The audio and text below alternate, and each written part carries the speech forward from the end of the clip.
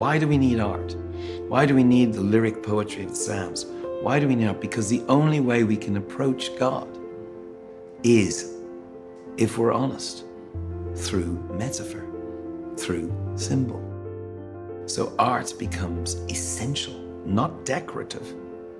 I want you to hear Bono from U2 talk about the Bible in a way you may have never heard before, and the importance of art in our connection with the Almighty God. So let's check it out. Old Testament is a long, long book, much longer than the New Testament.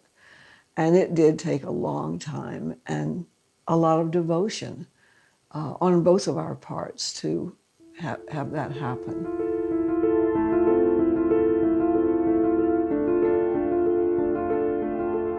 I have to say, in the last years, Eugene's writing has kept me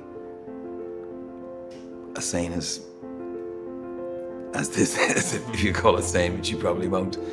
Run with the Horses. That's a powerful manual for me, and it includes a lot of incendiary ideas. You know, I hadn't really thought of Jeremiah as a performance artist. Why do we need art? Why do we need the lyric poetry of the Psalms? Why do we need art? Because the only way we can approach God is, if we're honest, through metaphor, through symbol. So art becomes essential, not decorative. I learned about art. I learned about the prophets. I learned about Jeremiah with that book, and that really changed me. What do you think about what he just said there about the only way we can approach God, or at least connect with God, is to be honest? Honest in the sense of understanding God through metaphor, right? I mean, we see that in the Bible. We see metaphor all throughout. We see the parables. We see the Lord is like this, and God is like our rock, and we can hide under his wings. And why is that? Why is it that God can't just say, this is how it is, here you go? And of course, there's verses where it is just straight up, but so much of it is like this artistic poetry that is being spoken to us in the pages of the Bible. Why would God do it like that? Imagine if you became a little ant. You somehow took upon yourself an ant body, and you're living with the ants and you're with them. You're like a human in an ant body, but you know their language. And you are trying so hard to describe human society, to describe philosophy and religion and poetry and art and all these things. How in the world could you do that to a lesser species that doesn't create artistic music or may even have an explanation for God?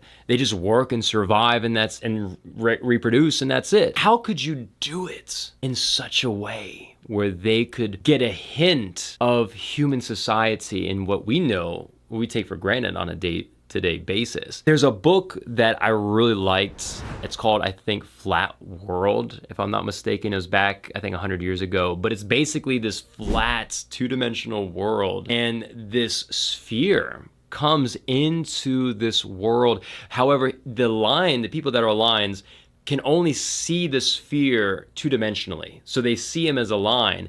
And so he's trying to communicate that he's from a different dimension to this two-dimensional world. And the main character is like freaking out and thinks he's like just delusional and all this stuff. And he has to show him, no, I am a three-dimensional object. And he does different things. He like goes down and up, which makes the line get bigger and smaller. And eventually the two-dimensional object comes into the three-dimensional world and sees three-dimensional shapes and blows his mind, because all he has never ever known is two-dimensional flatland. I believe God gives us art and he gives us metaphor because he is so beyond our comprehension. He is beyond anything we could possibly imagine. And so he is coming to us the best he can with our incapabilities and communicating his truth to us. That's why the incarnation is so amazing, that literally the God who's beyond all space and time and dimensions, took upon himself basically a two-dimensional world, right? In the case of Flatland, Jesus Christ of Nazareth is God in the flesh,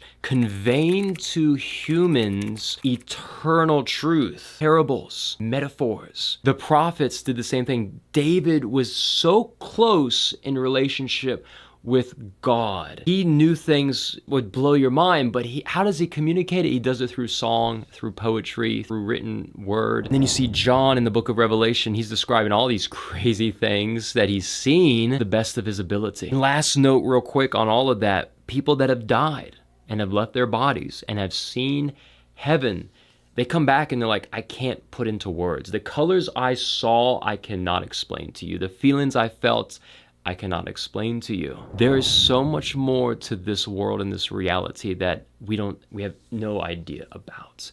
And that's what makes life so exciting, that we can actually keep learning and growing and experiencing more of God. I want to encourage you all, whoever's out there, whoever's watching this, there is so much more to experience in this life. There is so much more to learn about God. What we have to do is get our minds out of the box that we've created, that society has created, even that the professing church has created over the years. Get our minds out of the box to see God in such a grand way. You got to think about something. Why on earth, how on earth can these celestial beings just say holy, holy, holy all day, all night, all throughout time? How could they just keep singing and be mesmerized by God? It's because he is beyond anything we could ever hope to experience. We will never fully understand and experience God because we are so small compared to him. And here's the thing, the only one that knows God is God himself. God bless you. But y'all, if you're enjoying this content, I encourage you to subscribe, like, comment.